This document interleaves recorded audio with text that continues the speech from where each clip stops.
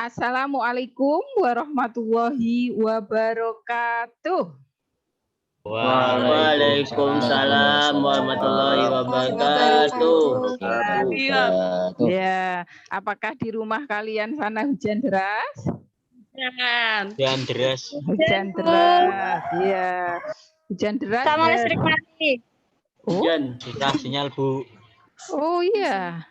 Tapi kan yang milih pakai Zoom kalian, jadi Ibu nggak merasa bersalah karena udah ditanya. Aduh, karena udah tanya. Karena udah tanya, teman-teman mau kuliah pakai apa? Maka lewat ketuanya ya.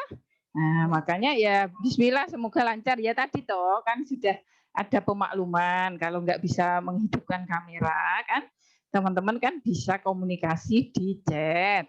Tapi apapun alasan ketidaklancaran agar teman-teman juga bisa maksimal itu kerjakan post testnya begitu, dikerjakan post testnya begitu ya.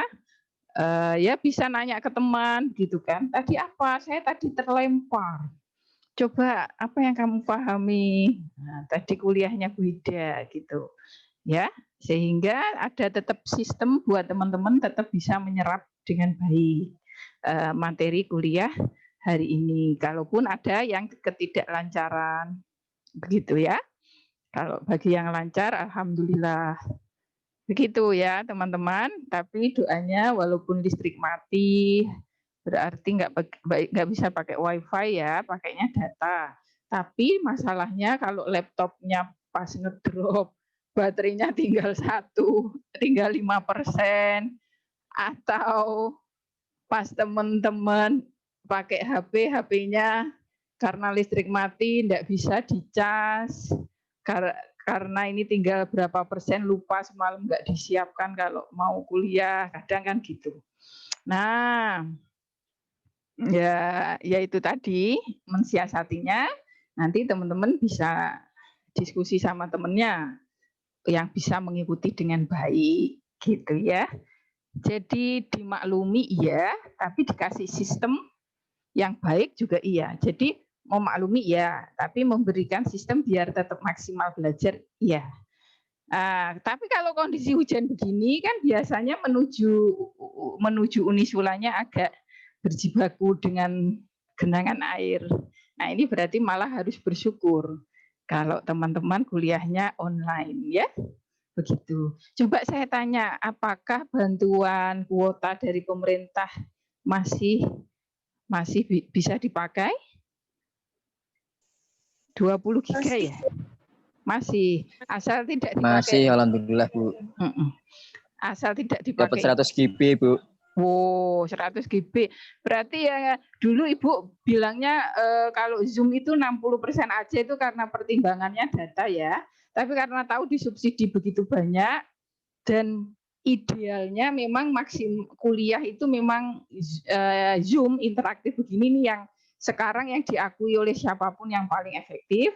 Ya memang sekarang nggak usah nanya ke kalian, ya berarti kalau tidak ada halangan Zoom, karena kalian ternyata tidak hanya 20 giga, tapi 100 giga, gitu ya teman-teman ya. Ya, kalau lewat media lain tidak semaksimal lewat Zoom, begitu. Ya, baik teman-teman. Hari ini kita mau kuliah apa Bu? Silabusnya nggak mesti sama. Iya, Ibu kan sudah bilang silabus itu hanya ibaratnya planning, acuan. Nanti disesuaikan dengan dinamika kelas. Kadang lebih lambat, kadang bisa lebih cepat. Kadang di situ ditulis meeting 11 atau di meeting 10 materi A, ternyata materi itu sudah disampaikan sebelumnya di meeting 9 atau lambat di meeting selanjutnya.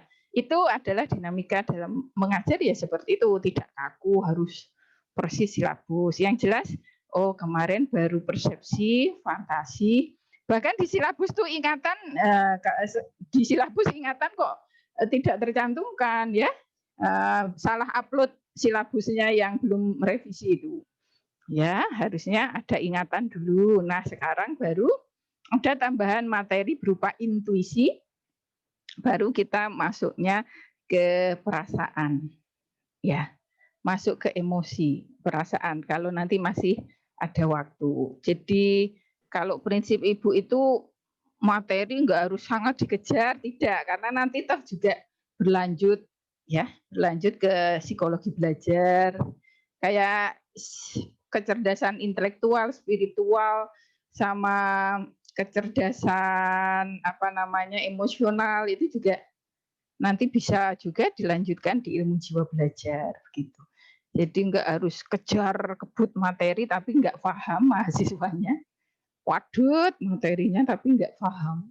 Lebih baik materi diberikan proporsional, ya tidak terlalu sedikit, ya tidak juga terlalu padat, penat, overload, ya, tapi bisa diserap dengan baik. Begitu ya kalau kuliah dengan Ibu ya. Baik teman-teman, ya hari ini kita mau kuliah tentang intuisi. Sering dengar intuisi, tapi sebelumnya ayo kita mohon sama Allah supaya kita itu tidak hanya dikasih kekuatan jiwa seperti memori yang bagus, daya kreativitas yang bagus, berpikir yang cerdas, intuisi yang bagus gitu ya. Tidak hanya seperti tidak hanya dikasih yang biasa, tapi dikasih yang bagus karena kita adalah pelajar dan juga nanti mengajar. Kita butuh itu kekuatan jiwa yang lebih unggul, yang lebih bagus daripada orang-orang yang bekerja di bidang-bidang lain. Karena kita sangat berjibaku dengan ilmu, sangat berjibaku dengan pengetahuan, dengan skill atau keterampilan, dengan buah dari ilmu dan keterampilan berupa etika dan akhlak. Dan maka kita butuh kekuatan jiwa yang luar biasa. Kalau bisa kita mohon sama Allah tidak hanya dikasih kecerdasan yang biasa, tapi ya minimal yang bagus, ya. Kalau nggak bisa yang sangat bagus, ya yang bagus, punya kecerdasan yang bagus, punya memori atau daya ingat yang bagus, punya emosi yang bisa tertata dengan bagus, begitu ya. Punya perasaan yang juga kita punya kemampuan memanagenya dengan bagus, sehingga nanti kita menjadi pendidik yang baik, gitu. Bisa dibayangkan kalau pendidiknya tidak bisa mengontrol emosi dengan baik, kalau menjadi pendidik yang tidak cerdas, tidak kompeten, apa bisa atau Bu ya bisa saja ya. Ya, makanya nggak lulus sertifikasi guru. Karena setiap dites nggak mampu, kemampuannya di bawah standar ya. Nah, begitu. Ya bisa jadi guru, tapi guru yang yang tidak berprestasi, guru yang kurang ilmunya sehingga Allah kurang angkat derajatnya. Kalau emang ilmu kita cukup, harusnya sesuai janji Allah, yarfa'illahu ladzina amanu minkum walladzina utul ilma darajat. Allah itu angkat derajat kita. Kalau ilmu kita cukup ya, jadi guru pun guru yang mulia, yang bisa diteladani, ya tidak hanya oleh muridnya, tapi oleh teman-teman gurunya, oleh orang tua siswanya. Kalau ada perkumpulan itu ya, kalau guru pasti ada perkumpulan dari orang tua begitu ya, kegiatan komite sekolah. Nah itu juga bisa diteladani oleh orang tua para muridnya dan juga bahkan diteladani oleh masyarakat yang luas. Di sisi lain ada guru atau pengajar yang siswanya aja kurang bisa meneladaninya. No, sama-sama guru aja bisa berbeda kualitasnya. Kalau kualitas yang bagus ya insya Allah yaitu tadi Allah angkat derajatnya. Maka yang dikejar jangan nilai tapi pemahaman ilmu. Nilai insya Allah ya tetap harus dipikirkan juga. Artinya nilai penting tapi bukan nomor satu. Soalnya ada yang seperti ini. Alah, gak penting dapat A, dapat B+, yang penting saya paham. Lah kalau paham kenapa dapatnya enggak A gitu atau enggak B+ minimal. Ya karena itu tadi, akhirnya karena dia yang penting paham, maka dia enggak terlalu ikut aturan kuliah, misal harus absennya 75%, dia nggak terlalu mempelajari kira-kira dosen ini strateginya gimana ya, modelnya dalam ujian seperti apa, dia nggak peduli itu, yang penting paham. Nah, emang dia hidup di mana? Kalau hidup di dunia kan juga butuh nilai. Kalau butuh nilai ya pemahaman perlu, nilai juga perlu, tapi nilai bukan nomor satu, begitu ya. Sehingga dari situ maka dia akan berpikir juga, selain paham, gimana ya biar nilai saya juga bagus. Pasti ada aturan-aturan dalam tiap mata kuliah, ada karakter dosen juga berbeda-beda. Itu juga model ujian beda, ya itu harus difahami dengan baik. Baik, ya ini mau Ibu Hasanah, ini panjang sekali ya. Ya, namanya juga guru agama ya. Guru agama itu senang untuk saling memotivasi. Mari kita buka dengan Fatihah ya. Liridho illahi ta'ala wali syafaati Rasulillah. Al-Fatihah.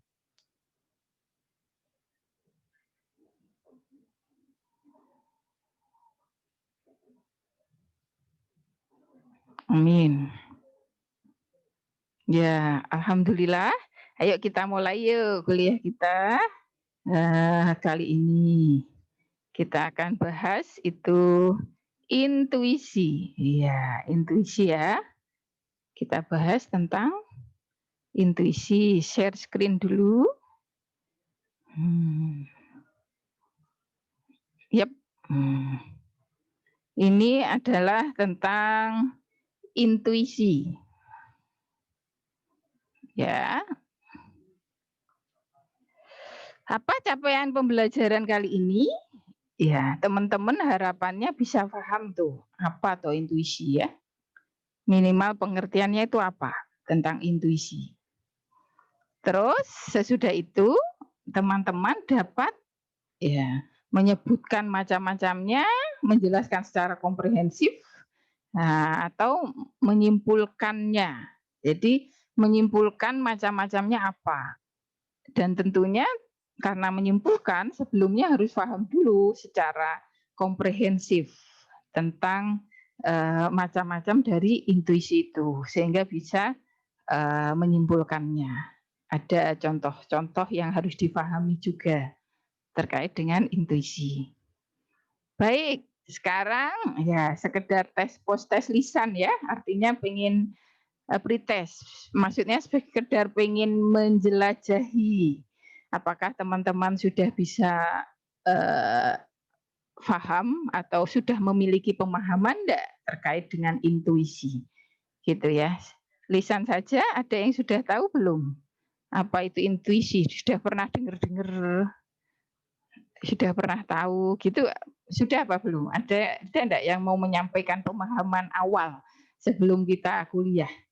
Kan saya belum pernah baca Ibu, tapi kan sedikit banyak pernah dengar. Lah, sepaham teman-teman intuisi itu apa? Sepahamnya saja. Yang sudah difahami teman-teman itu apa ya intuisi itu? Ada yang ya, silakan. Jadi intuisi itu seperti kemampuan jiwa untuk menebak sesuatu berdasarkan pemikiran dia tersendiri. Ini suaranya siapa? Muhammad Andika, Bu. Oh, Mas Andika, oke. Oh ya ini. Ya, silakan. Berarti apa menurut Mas Andika? Kemampuan jiwa untuk menebak sesuatu hal. Misalnya contoh itu ada seorang ibu dan anak, di mana anaknya itu nangis. Oh, ternyata itu anaknya waktu itu anaknya kecil itu lah. Terus ya anaknya nangis. Ibunya udah paham lah ini ternyata itu lagi kelaparan atau lagi pengen minum atau gimana. Berarti atau mungkin itu namanya intuisi. Menurut saya seperti itu sih. Ya, lumayan yang sudah diketahui. Ada lagi nggak? Lumayan. Lumayan tuh artinya nggak melenceng, lumayan ngena. Iya. Ada enggak yang sudah punya apa ya, udah pernah dengar atau pernah baca atau udah ngerti apa tuh sebenarnya intuisi itu? Yang mau menyampaikan pendapat awalnya sebelum kita bahas. Baik, baru satu ya, Mas Andika. Kemudian selanjutnya ada enggak yang sudah tahu tentang macam-macamnya? Intuisi. Loh Bu, intuisi itu bagian dari jiwa. Iya, iya, kita kan sedang mempelajari tentang jiwa ya. Ada yang sudah tahu mungkin satu jenis intuisi, satu macam dari intuisi? Oh, kalau yang dicontohkan Mas Andika tadi, kira-kira intuisi apa itu? Intuisinya seorang ibu itu ya. Ya, intuisi apa itu? Oke, belum ya. Baik, kalau belum tahu berarti silahkan disimak dengan baik-baik penjelasan dari Ibu ya. Tentang intuisi ini menarik teman-teman ya. Oh, seringnya kalian hanya dengar aja ya, intuisi gitu ya. Sering dengar aja ya tentang intuisi begitu. Sebentar. Ini kok slide-nya kok. Oh, jenis slide, model buat slide-nya berarti. Oke. Apa itu intuisi? Intuisi itu berasal dari kata intuiri, yang artinya penginderaan dengan jiwa, memandang dengan batin. Ya, mirip ilham, ya. Ya artinya bisikan kalbu atau suara kalbu. Iya. Itu adalah intuisi, teman-teman. Jadi kayak mirip ilham ya, intuisi itu. Suara kalbu.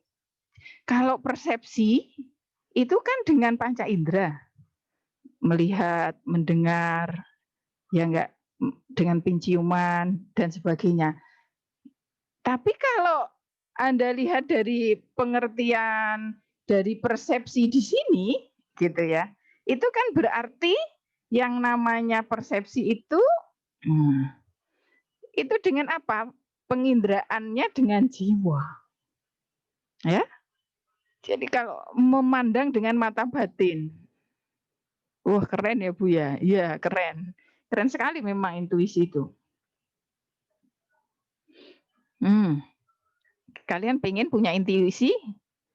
Oh, pengen pasti ya. Punya kayak semacam mata batin gitu ya. Tapi bukan indera keenam, bukan, beda lagi ya. Bukan. Ya, beda lagi. Ini lebih simpel gitu ya. Kalau indera keenam itu kan kemampuan secara global gitu loh. Kayak bisa menangkap isyarat masa depan gitu ya. Kalau ini tidak terkait sama masa depan sih. Ini terkait sama kehidupan sehari-hari. Kehidupan kita sehari-hari aja ya.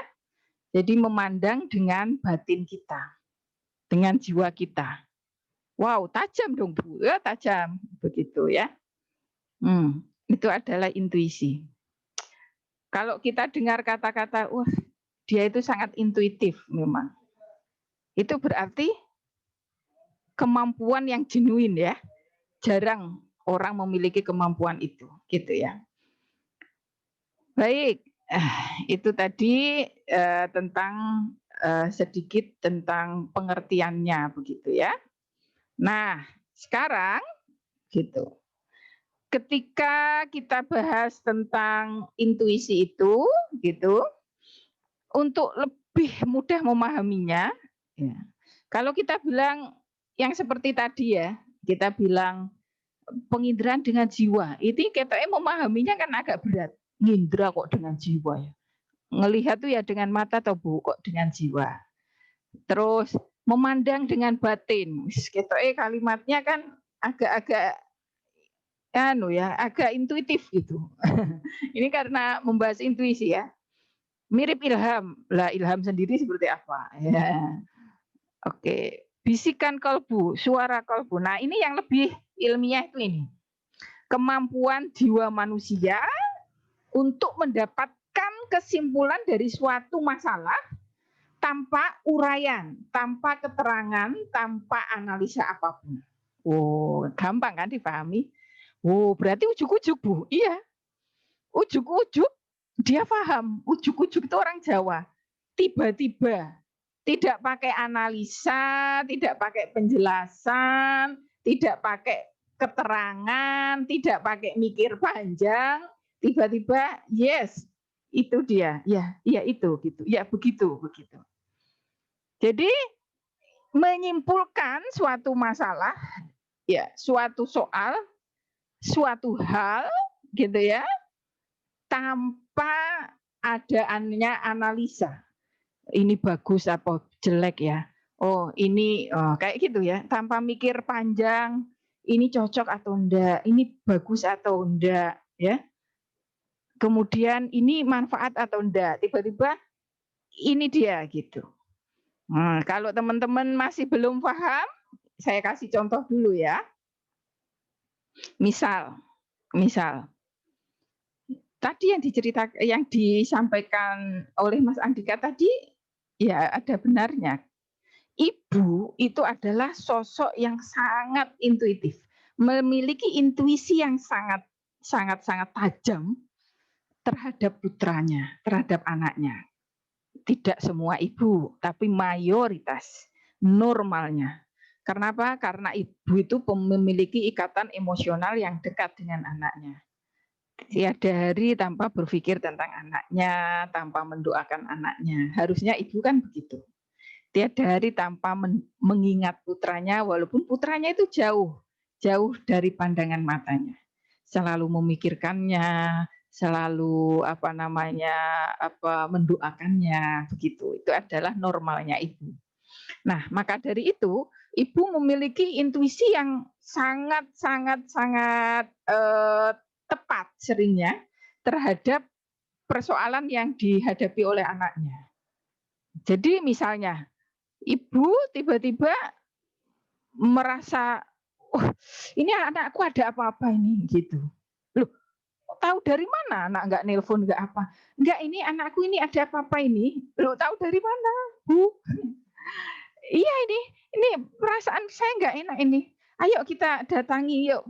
Ya, ngajak suaminya, ayahnya, ayo kita datangi yuk ke kosnya. Ada apa ini?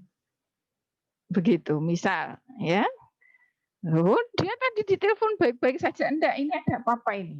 Misalnya begitu. Loh, itu dari mana? Itu dari mana? Kok ujuk-ujuk seperti itu loh, dari mana? Ya kayak semacam ilham tadi, betul. Kayak semacam ilham. Kayak itu tadi ya, persepsi dengan kolbu tadi loh. Tiba-tiba merasa begitu. Ya.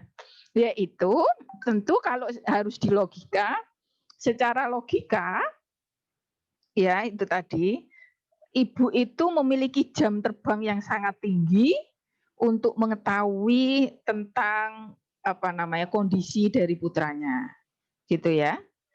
Ya, dia memiliki pemahaman gitu ya terhadap putranya. Ini putraku ini biasanya dia misal mesti WA. Nah, ini kok misalkan berhari-hari nggak WA. Dia nggak pernah loh seperti itu misalnya. Nah itu berarti pakai analisa kalau seperti ini. Itu. Tapi itu nggak ada seperti itu, tiba-tiba muncul begitu. Tiba-tiba muncul anakku ada apa-apa ini. Oh, ternyata dicek di kosnya benar ya. Pacaran itu betul ada ibu yang seperti itu. Ternyata pacaran bablas ya.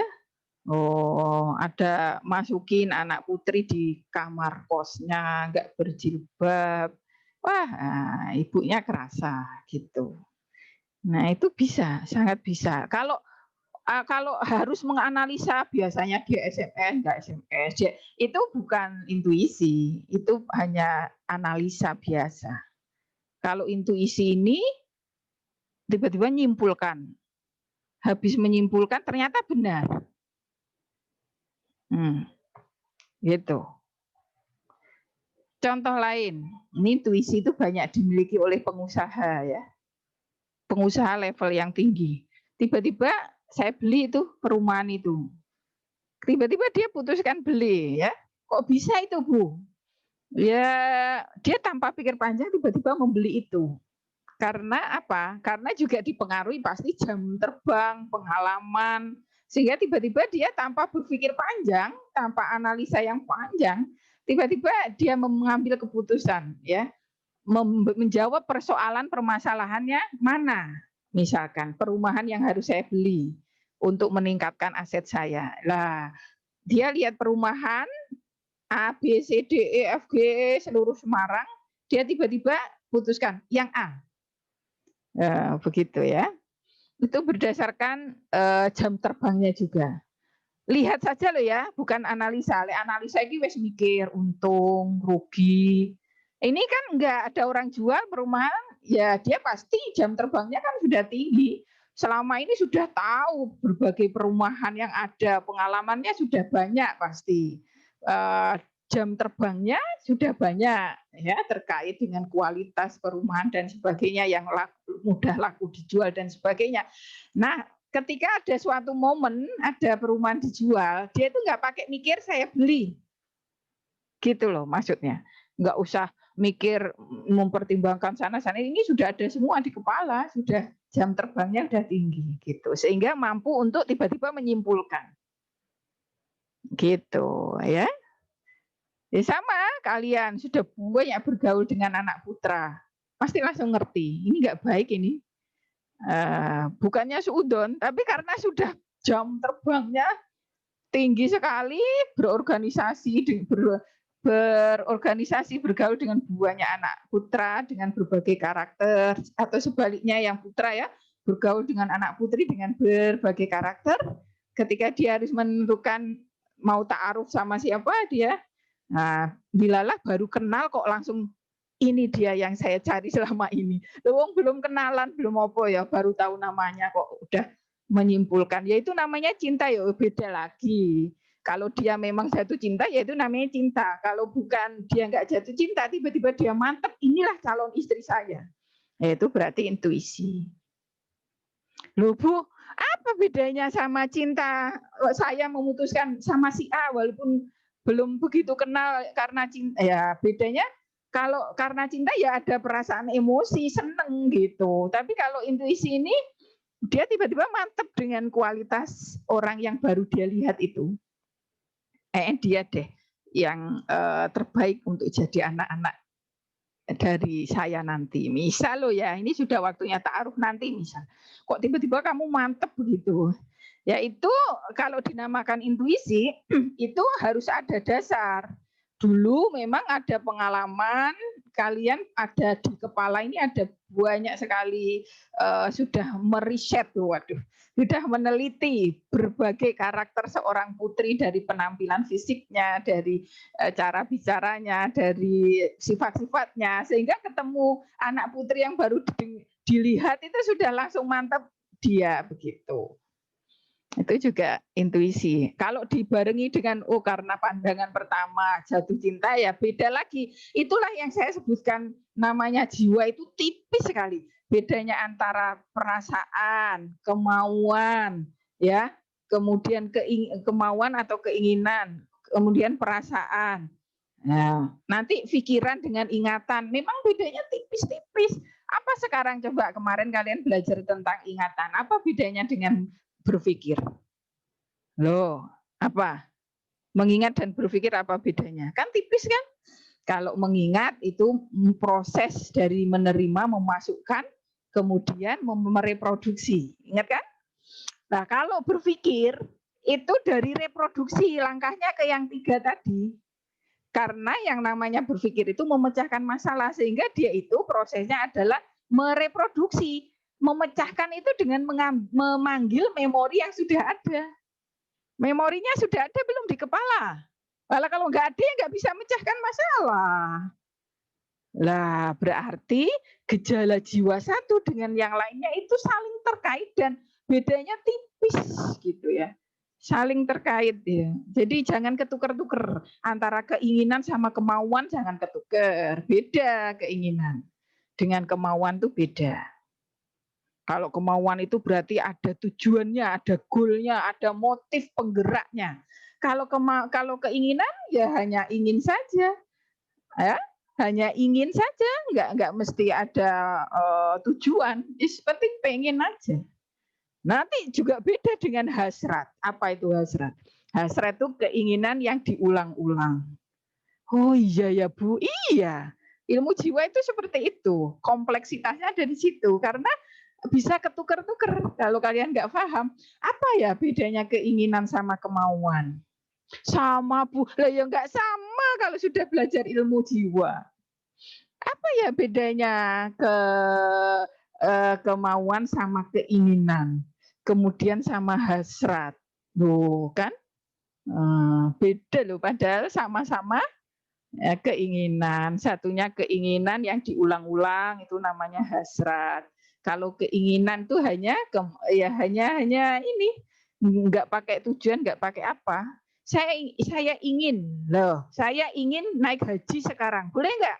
Boleh, wong ingin kok. Lah siapa yang melarang, wong cuman ingin. Tapi kalau saya mau haji, ya itu beda. Itu pasti sudah ada motif, tujuan, ya sudah ada persiapan, sudah ada perjuangan, begitu. Saya mau haji, oh ya, mesti gitu ya. Kalau saya ingin haji, oh ya, beda toh. Saya mau haji hari ini, oh ya, loh, responnya kan beda. Sama saya ingin haji hari ini, oh ya. Nah terus kenapa? Ya uangnya mana? Nggak ada uangnya. Orang cuma pengen kok ya, gitu. Tapi kalau mau itu berarti kuat karena ada sudah tujuan yang jelas begitu. Nah, ya sekarang balik lagi ke tadi biar kalian nggak bingung karena memang jiwa itu ya itu seperti lapisan. Kalau kalian lapisan-lapisan yang sangat tipis begitu ya, antara satu dengan yang lain begitu bisa tertuker-tuker. Nah ini lagi yang perlu kalian pahami lagi ya. Nah, coba perlu difahami. Saya tadi udah lumayan menjelaskan kalau intuisi itu nggak pakai proses berpikir loh ya. Iya. Jadi nggak pakai kenapa ya.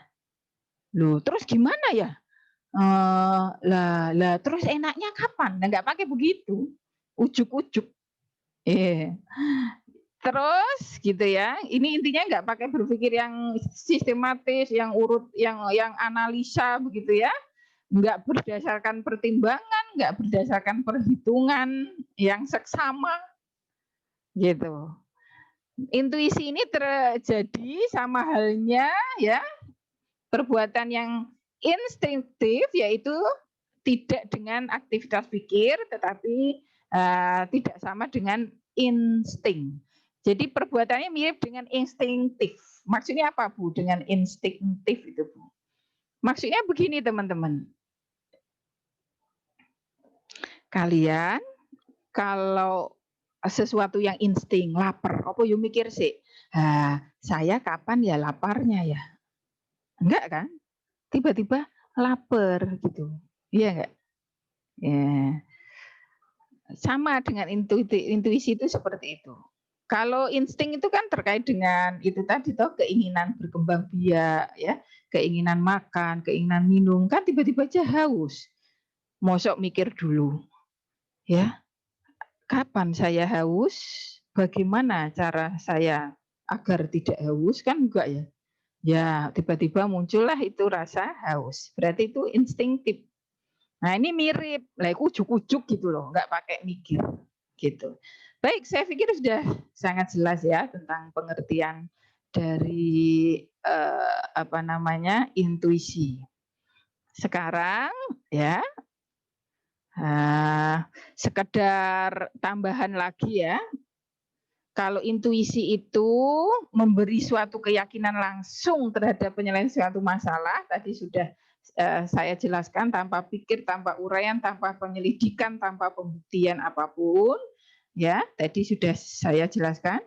Terus banyak terjadi dalam kehidupan sehari-hari, kadang-kadang memiliki nilai baik, kadang-kadang juga berakibat tidak menyenangkan, begitu ya. Nah biasanya wanita itu lebih intuitif daripada pria, ya. Karena apa? Memang tidak melalui proses berpikir, tapi tadi jiwa yang dipakai itu lebih pada ranah rasa, perasaannya yang lebih jalan. Intuisi itu. Dari kalau kita bahas jiwa kan berpikir, merasa. Nah, intuitif ini lebih kepada rasa, feeling. Ya. Terus ya juga pada seniman ya, ini karena dia lebih banyak memakai emosi gitu ya. Ini maka pada seniman itu adanya intuisi itu sangat penting gitu. Jadi pada saya tadi udah jelaskan bisa pada seorang ibu atau mayoritas itu wanita ya. Bisa pada pengusaha gitu juga bisa, pada siapapun sebenarnya, pada ulama begitu. Artinya yang punya jam-jam tinggi. Kalau pada seniman itu justru tuntutan untuk punya jiwa yang intuitif karena dia itu bekerja dengan emosi. Keindahan itu kan emosi, otak kanan ya. Nah, bukan otak kiri berpikir bukan. Tapi otak kanan. Jadi dengan emosi, dengan merasa, dia harus bisa berintuisi untuk bisa tiba-tiba menghasilkan satu masterpiece atau karya yang luar biasa begitu. Karya yang bersifat intuitif, yang bersifat sulit untuk dipikirkan gitu ya prosesnya. Ya, jadi itu tadi adalah ciri khas dari intuisi. Baik, selanjutnya gitu. Ini yang terakhir ya. Nanti makanya kalau ini dibuka 1-2 pertanyaan langsung, karena memang intuisi ini hanya tambahan, makanya tidak yang sangat saya eksplor sangat dalam begitu. Harapannya masih ada waktu untuk kita ya tidak harus dituntaskan, tapi sudah masuk ke dalam perasaan, membahas perasaan. Sekarang ada tentang macam-macam intuisi ya. Tadi yang diceritakan Mas Andika itu berarti masuk ke yang mana teman-teman? Emosional, spiritual, rasional, atau natural? Emosional. Good. Emosional. Bagus. Ya. Jadi macam-macam intuisi itu ada 4. Bisa diklasifikasikan menjadi 4. Yang pertama adalah intuisi yang emosional, bersifat emotif, perasaan, kaitan jiwa. Ya. Anak sama ibu itu seringnya bukan terikat oleh pikiran, tapi terikat oleh emosi, oleh rasa, perasaan, oleh emosinya. Ya, seorang ibu sama anak. Nah, begitu ya. Kalau anaknya bahagia ya ibunya seringnya senang walaupun nggak dikabari gitu, rasanya kok senang. Tapi kalau anaknya ada apa-apa walaupun itu jauh ya, dia ada tidak seperti yang saya sampaikan tidak sedang di dalam jangkauan penglihatan ibu. Tapi ibu itu merasa ini anakku ada apa ya gitu. Nah, maka terus panjatkan doa dan sebagainya, apalagi kalau nggak bisa dikontak. Wong tiba-tiba aja itu ada rasa itu walaupun anaknya nggak cerita dan sebagainya ya begitu. Kemudian ada intuisi spiritual. Nah, ini adalah manusia dengan Tuhan. Ini bersifat spiritualitas yang seperti apa? Ya mirip ilham tapi bukan ilham loh ya. Ya bukan ilham seperti wahyu yang diberikan oleh para nabi bukan. Tapi lebih kalau yang bersifat spiritualitas ini ya berupa hidayah. Hidayah untuk jalan yang benar, untuk memutuskan hal-hal yang benar ya. Itu lewat intuisi. Ini kalau orang yang agamanya bagus begitu ya. Ya, biasanya kalau disuruh untuk memecahkan suatu permasalahan-permasalahan yang terkait dengan keumatan, terkait dengan agama, itu intuisinya sangat jalan, intuisinya sangat tinggi. Misal, oh ini kira-kira loh ya, boleh enggak ya misalnya ada bayi tabung misal, waktu belum ada bayi tabung. Nah, itu kan kalau ulama itu bisa langsung dengan intuisinya, ulama-ulama ahli fikih itu, oh ini boleh dengan alasan A, B, C, D, E, F, G. Tapi beliau bisa punya intuisi tanpa analisa panjang, tanpa harus musyawarah, misalkan seperti itu ada ya. Tapi ada yang melalui tentu proses bertemu dengan para ulama lain, kemudian berdiskusi bersama. Ya tentunya kalau itu menjadi hukum, ini saya kan tadi contoh kalau itu belum jadi hukum, boleh atau tidak bolehnya. Kalau sudah jadi hukum, yaitu harus kumpulan para ulama ya untuk menjadikan itu hukum, apalagi hukum yang berlaku untuk seluruh negara. Ini misalkan itu belum jadi hukum, ada yang konsultasi ke satu ulama. Bisa aja beliau dengan intuisinya, oh boleh begitu. Tanpa harus berpikir panjang begitu ya. Ini berupa hidayah gitu ya, lebih kepada hidayah. Selanjutnya intuisi yang rasional. Nah, ini yang harus kita eksplor ya, intuisi yang rasional begitu. Intuisi yang rasional itu kalau guru apa? Coba kalian kalau sudah dengar banyak penjelasan tadi, kira-kira bisa paham enggak? Bisa ngasih contoh enggak? Intuisi itu ya ujuk-ujuk menyimpulkan gitu loh. Yakin dengan kesimpulannya dan benar gitu. Kalau sebagai guru yang terkait dengan profesionalitasnya, karena guru itu jam terbangnya sangat tinggi dalam mengajar. Kira-kira intuisi guru yang intuitif itu yang seperti apa? Contoh intuisi guru itu seperti apa? Kalian bisa enggak memberikan contoh? Guru yang intuisi itu seperti apa? Yang intuitif. Baik, karena belum ada respon, ya saya kasih contoh. Siapa? Jawab. Ya, bagus. Silakan. Saya Muhammad Sirajuddin. Ya, oke. Intuisi guru itu seperti bisa mengetahui muridnya itu paham atau tidaknya, padahal gurunya tidak menanyakan. Ya, betul. Itu. Betul itu. Betul. Betul. Ya. Betul itu berarti jam terbangnya guru tuh tinggi. Enggak usah nanya paham ndak, didelok teko wajahe lho wis ketok. Ndengongok kabeh ya. Ya, enggak paham dan memang ternyata ketika diuji yo ora paham pancene, memang enggak paham gitu. Ya itu betul. Nah, misalkan kan guru ada 4 kompetensi. Kompetensi pedagogi. Itu yang skill pengetahuan guru, skill guru, kemampuan guru yang terkait dengan pembelajaran. Cara metodenya bagaimana, strateginya bagaimana memahami karakteristik siswa biar bisa memahami cara belajarnya bagaimana. Oh, cara belajar si A ini adalah auditori. Dia itu kalau dengar itu gampang paham. Oh, si B itu cara belajarnya itu visual, cuma dijelaskan nggak pakai PPT, nggak pakai urek-urek di whiteboard ya bablas dari telinga kiri keluar telinga kanan, dia nggak paham. Oh, ada yang kinestetik ini pembelajarannya. Oh iya, dia itu kalau nggak sambil gerak ya. Oh, dia nggak sambil dicontohkan tangan gurunya bergerak kanan kiri, dia nggak nyambung itu otaknya. Nah, itu adalah kompetensi guru pedagogi ya.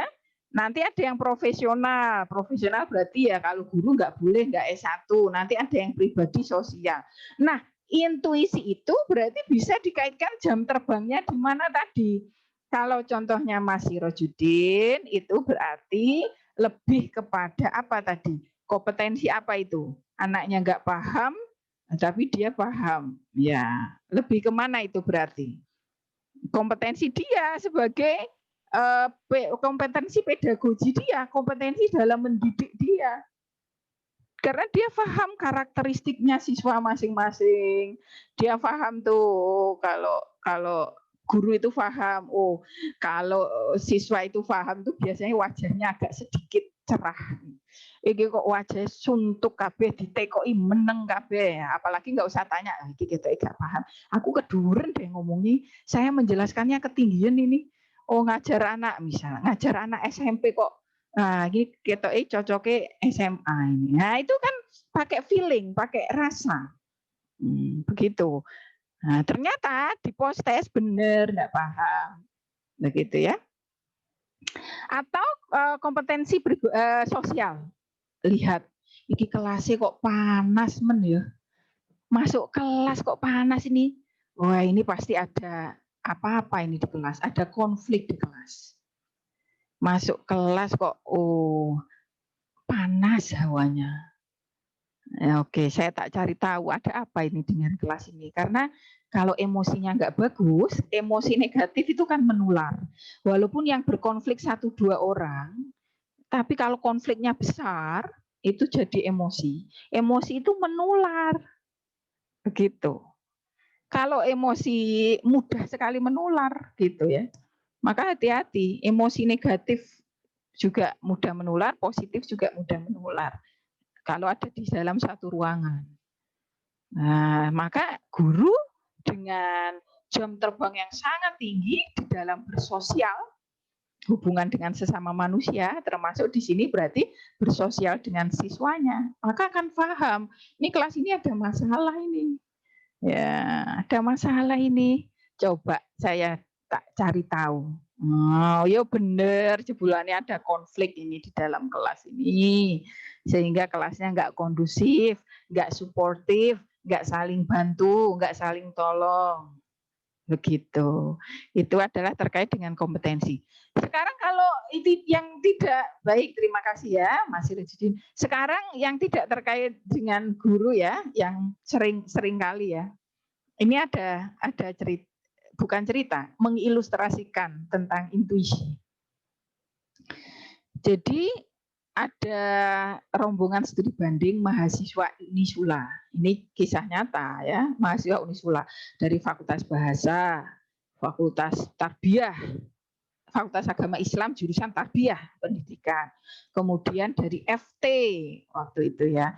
Kemudian dari FE ya, kebetulan hanya 4 itu bersatu ya, kemudian mengadakan studi banding begitu. Ketika studi banding baru saja di kampus yang dituju itu perhatiannya sudah beda-beda loh ya. Ini terkait sama intuisi maksudnya. Intuisi itu terkait juga sama perhatian, sama minat, begitu juga ya, sama jam terbang, pengalaman. Lah, terkait sama anak-anak ini, anak-anak yang tarbiyah itu langsung tujuan matanya itu ada di ruang-ruang kelas. Ya, ada di ruang-ruang kelas, begitu. Ya. Kemudian anak-anak yang teknik ini langsung fokus ke tamannya, langsung ke jembatan yang menghubungkan taman dengan kampus ya di Malang itu gitu. Kemudian yang ekonomi tiba-tiba aja sudah belum pengen tahu kantinnya seperti apa. Nah ini loh, memahami jiwa itu seperti itu ya. Jadi seperti itu ya, yang bahasa langsung tertarik labnya kayak apa, lab bahasanya. Itu yang terucap, itu yang menjadi fokus perhatian. Nah, ini loh jiwa itu seperti itu ya. Jadi perhatian saja itu sangat mengerucut dari apa yang dia minati gitu. Ya, perhatian itu loh. Tiap orang tuh perhatiannya beda. Nah, intuisi juga seperti itu, jam terbang. Jam terbang dari apa yang dialami, apa yang dilihat, apa yang didengar, apa yang dipelajari ya. Itu menjadikan maka intuisi itu juga muncul begitu ya. Baik, saya pikir terakhir yaitu ini seperti ya, bukan intuisi yang natural itu ya bisa dikatakan seperti memilihkan tadi bisa seperti ilham ya. Ini kayak punya indera keenam itu ya, bagi yang mempercayai adanya indera keenam ya. Ya, mudahnya menjelaskan ya seperti itulah. Jadi kayak udah tahu gitu ya apa yang akan terjadi begitu. Tapi tidak bisa disamakan sama indera keenam, nggak bisa disamakan sama ilham juga nggak bisa ya. Ini cocoknya kata-katanya adalah saya kurang nih ya, seperti saja ini. Kayak seperti ilham, kayak memiliki indera. Orang yang punya indera keenam itu kan seolah-olah kayak bisa membaca masa depan ya, kayak dikasih Allah, dibuka rahasia oleh Allah. Tapi jangan tanya indigo dan sebagainya loh ya. Ini kita nggak bahas tentang sampai segitu ya. Itu biasanya kalian nanyanya di ilmu jiwa perkembangan ya, perkembangan anak dan sebagainya begitu ya. Itu pun nggak masuk tuh dalam psikologi perkembangan. Masuknya dalam psikologi klinis ya, dokter-dokter apa namanya jiwa. Kalau psikologi perkembangan nggak sampai ke apa namanya ke permasalahan kejiwaan yang abnormal. Kita belajarnya yang normal. Apalagi ilmu jiwa umum. Jangan nanya mentang-mentang ibu jelasin indera keenam terus nanyanya anak indigo. Enggak, saya enggak mau jelasin itu. Karena saya juga taunya dari Mbah Google ya. Saya enggak punya kapasitas itu. Jadi kita bahasnya ilmu jiwa umum itu ya ilmu jiwa apa? Ilmu jiwa dari manusia yang dewasa, berakal, berbudaya. Ya, normal, berakal, berbudaya. Kita enggak bahas jiwa-jiwa yang tidak normal. Tidak umum maksudnya, tidak umum. Baik. Ya, jamnya wis entek. Berarti untuk perasaan minggu depan ya, santai ya. Ya, ada pertanyaan 1 2 sebelum saya tutup, teman-teman? Oh Bu, punya 100 giga molor nggak apa-apa. Ya molor. Ini aja Ibu bersamaan sama presentasi di International Conference kok. Makanya tadi tak tawarkan siapa tahu kalian sukanya sukanya WA ya. WA kan bisa sambil tidur-tiduran. Kalau ini kan Ibu menyuruh kalian betul-betul. Nah ini saya screenshot ya. Nah, ternyata luar biasa anak-anak ini. Milihnya Zoom. Zoom itu kan harus komitmennya tinggi. Ini kesan yang positif untuk kelas ini ya. Sopo iki wis entek lagi masuk iki? Nah, wis gak apa-apa tak masukin tapi nanti ngerjain post test. Kok bisa jamnya wis entek? Oh, tadi udah masuk Bu, tadi terlempar begitu ya. Oh no, mahasiswa. Ya, tapi nggak apa-apa. Sebagai dosen harus positive thinking. Bohong itu urusan mahasiswa sama Allah. Gitu ya Bu? Iya. Ngapain ngurusin yang bukan ibaratnya malah membuat dosen husnudon. Iki ketoke alasannya gak masuk akal, tapi wis jarno ae wis gitu ya. Gitu. Ada enggak? Kalau enggak saya. Assalamualaikum. Ya, silahkan. Mbak Hani. Ya. Kan sebentar Mbak Hani. sebentar. Satu lagi sekaligus 2 kalau ada. Kalau enggak ada, hanya 1 terus saya tutup. Ada lagi enggak yang lainnya? Karena waktu. Ada Bu, saya. Ya. Sebentar. Siapa lagi selain Mbak Hani? Siapa? Namanya siapa? Oh, Andika. Ya, sebentar.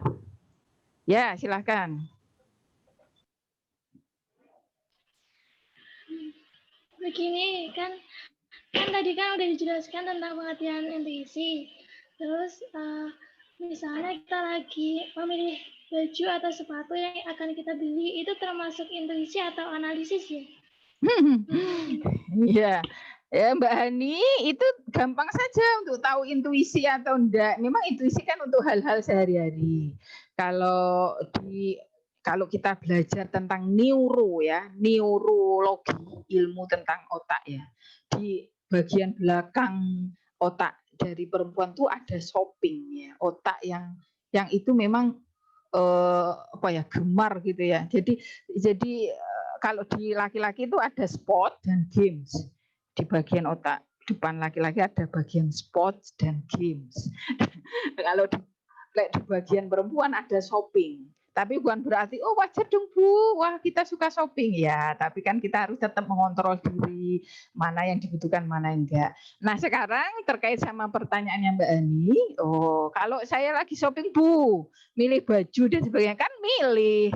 Kalau milih ya itu berarti analisa, tidak ujuk-ujuk saya beli gitu, saya borong semua gitu, ya, kan nggak begitu. Itu berarti ya nggak intuisi.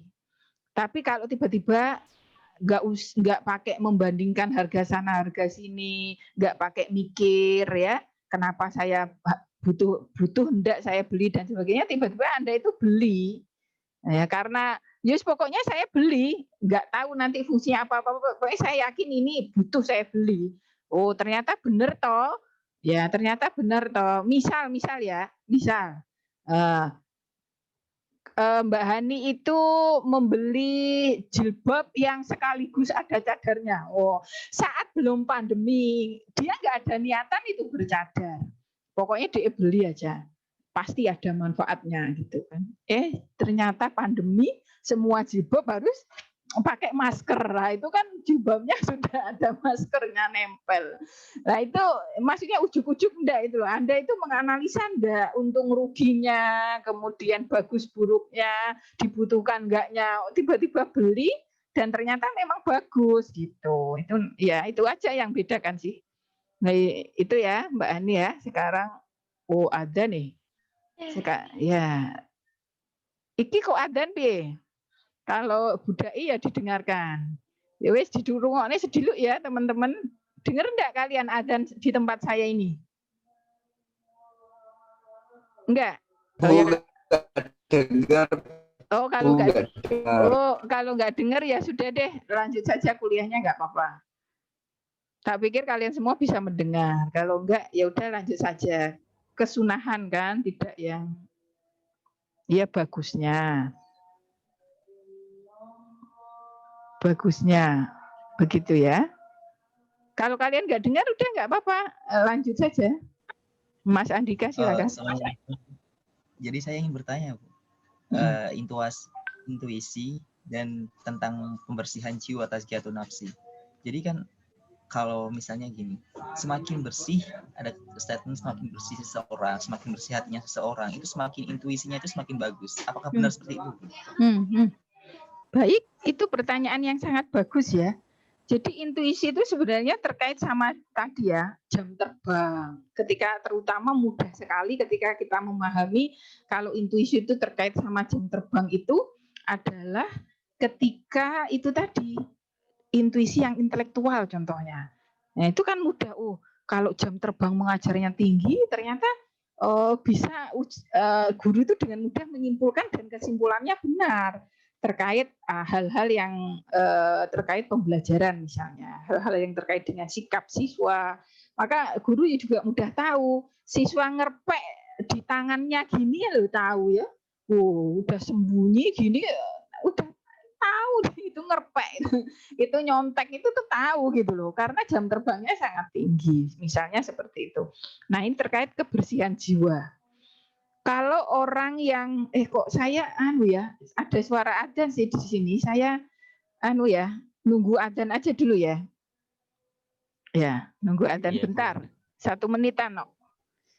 Masa saya berpacu dengan adzan kan, didengarkan dulu lah.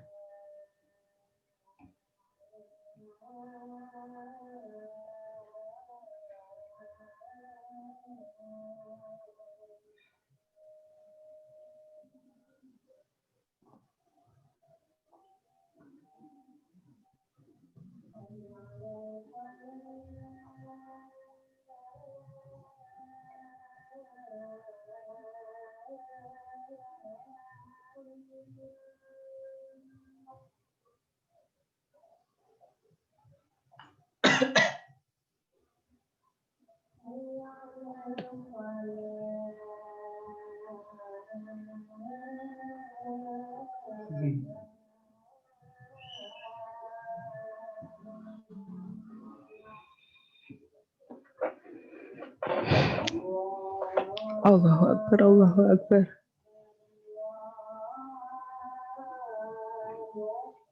Allahu Akbar, Allahu Akbar.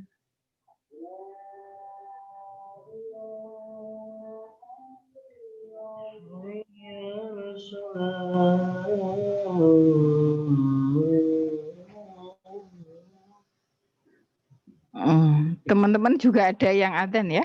Bismillahirrahmanirrahim. Allahumma rabb hadhihi da'wati tammah.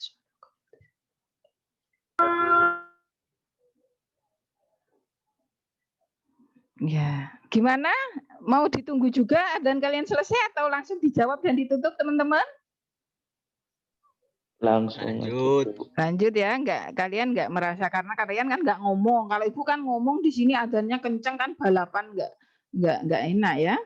Baik, ya gini. Jadi Mas Andika, orang ya yang sebelum membahas ke intuisi ya, orang yang cerdas pikiran misalnya, dia sedang berpikir ya, dia sedang berpikir memecahkan suatu masalah dengan memakai logika berpikirnya, maksudnya kecerdasannya. Tapi orang itu ya jiwanya itu nggak bersih. Maka apa yang akan terjadi? Hasil dari pemikiran dia, kecenderungannya ya, bukan hasil yang cemerlang yang sesuai dengan yang diinginkan. Sama dengan intuisi ini kan kejiwaan. Jadi kalau jiwa kita itu tidak bersih, ya, maka intuisi ini juga bukan, tadi kan ada tuh saya jelaskan intuisi juga ada yang membahayakan ya. Ya, berarti intuisi di sini bukan hal-hal yang positif juga. Kesimpulannya itu loh. Kesimpulannya itu juga bukan hal yang didorong oleh hati dan perasaan yang benar. Begitu. Kalau masih susah difahami berarti bagaimana ya? Kadang tiba-tiba misalkan seorang guru itu ya melihat tingkah laku, tingkah pola siswanya begitu. Karena hatinya nggak bersih, ya kan? Jiwanya ini loh nggak bersih. Maka ya ketika dia berintuisi, gitu ya, dia melihat ada siswa yang nyontek misalnya, gitu ya, maka dia bisa saja kesimpulannya jauh lebih buruk daripada kenyataannya. Paham enggak? Berarti dia kesimpulannya tidak hanya dia nyontek ini, mungkin tadi malam dia tidak belajar. Tapi bisa saja dia nyontek ini. Wah, ngeremehin guru ini. Guru ning kene tak dianggap. Dari tadi loh gurunya ngawasi loh. Bisa-bisanya nyontek. Padahal itu tadi dia nyimpulin kalau siswanya nyontek. Dia nyimpulin sendiri. Tapi kesimpulannya itu bisa yang sangat, dan itu betul memang siswanya nyontek. Tapi kesimpulannya itu bisa yang sangat apa ya, yang sangat dalam tanda kutip tidak ada kasih sayang gitu ya. Marah, emosi. Beda dengan oh ini pasti nyontek ini. Walah ya Allah. Mungkin tadi malam dia ya ketiduran begitu ya. Ya kasihan ya. Ya saya nanti akan saya ingatkan baik-baik, saya panggil, saya kasih nasihat yang baik. Mungkin tidak ada rasa tersinggung. Kak dari tadi udah dibacakan aturan tidak boleh menyontek. Saya dari tadi kayak satpam. Kok yo cik wani-wani nih nyontek gitu. Misalnya gitu loh. Jadi ketidakbeningan hati itu juga mengarahkan kepada suatu intuisi yang itu yang itu memberatkan gitu bagi jiwa itu ya. Karena ada rasa benci, ada rasa tidak suka, ada rasa merasa diremehkan, ada hal-hal yang lain yang itu kompleks gitu. Namanya orang hatinya kotor.